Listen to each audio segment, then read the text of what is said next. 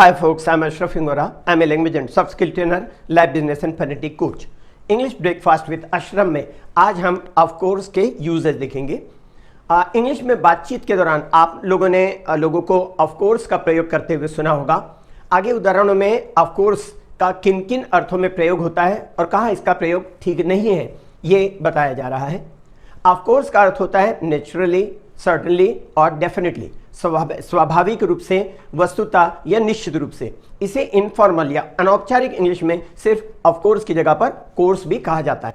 इसका इस्तेमाल किसी उत्तर को एम्फसाइज करने अर्थात जोर देकर के कहने के लिए यस या नो की तरह से किया जाता है, अर्थात जो तुम कह रहे हो वह सही है। जैसे एग्जांपल से देखें, ए और बी दो लोगों के बीच बातचीत की स्थिति देखें।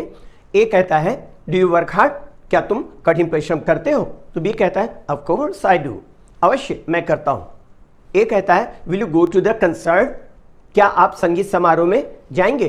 तो बी कहता है course I will, of course या कोर्स बोलचाल में दोनों का इस्तेमाल हो सकता है, अवश्य मैं जाऊंगा। ए कहता है डू यू लव मी, क्या तुम मुझे प्यार करते हो? तो बी कहता है of course I love you, अवश्य या निश्चित रूप से मैं तुमसे प्यार करता हूं। ऑफ कोर्स का प्रयोग किसी को कुछ करने के लिए पोलाइट परमिशन देने के लिए और रिक्वेस्ट के जवाब में सहमति देने के लिए भी किया जाता है। एग्जाम्पल से समझ में आएगा। ए और बी के बीच के देखें, कैन आई कम टू, मतलब क्या मैं भी आ सकता हूं?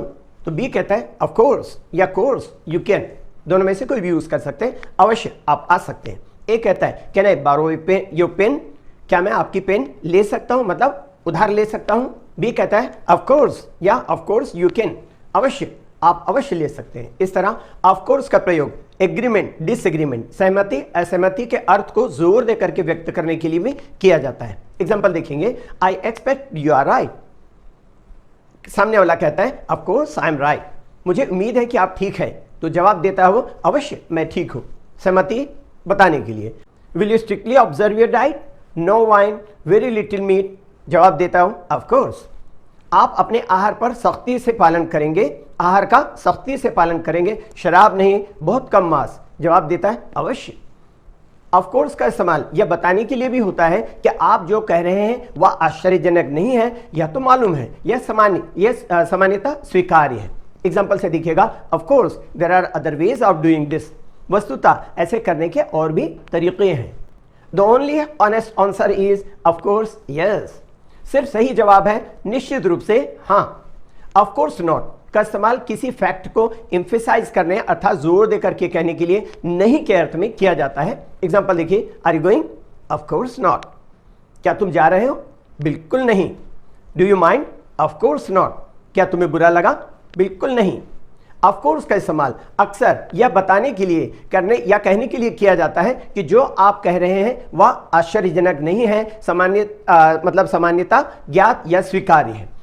इसलिए अगर आप सही intonation means rise and fall in the pitch of the voice, कहते हैं उतार चढ़ाव, आवाज के उतार चढ़ाव, इसलिए अगर आप सही इंटोनेशन का इस्तेमाल नहीं करते या नहीं कर पाते तो ऑफ कोर्स या ऑफ कोर्स नॉट का इस्तेमाल पोलाइट महसूस नहीं होता।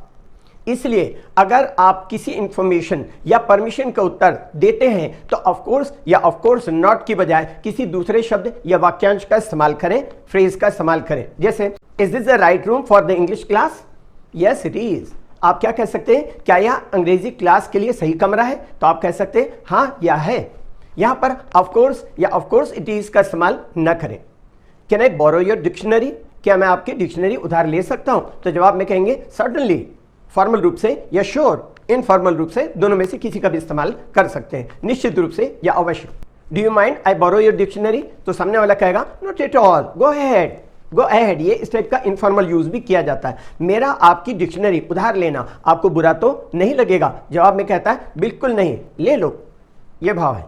अगर आप यहां पर ऑफ कोर्स या ऑफ कोर्स नॉट का इस्तेमाल करते हैं तो इससे भाव व्यक्त होता है मानो कि आप सोचते हैं कि यह तो स्पष्ट है, आपको कहने की जरूरत ही नहीं है।